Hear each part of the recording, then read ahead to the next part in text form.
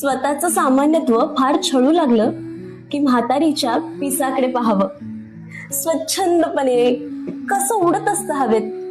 आपल्याला कोणी गरुड म्हणत नाही याची त्याला खंत नसते. बळकट पंख नसण्याचा खेद नसतो.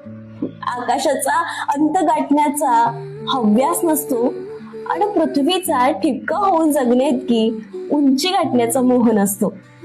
आपल्याच मस्तीत भिरभिरत हवेशी जुळून घेत आपल्या हलक्या अस्तित्वाला सहज स्वीकारत ते मजेत जगून घेतं. उंचावर गेल्यावर त्याला जमिनीची भीती नसते आणि जमिनीवर उतरल्यावर नसतो आकाशाचा मोह.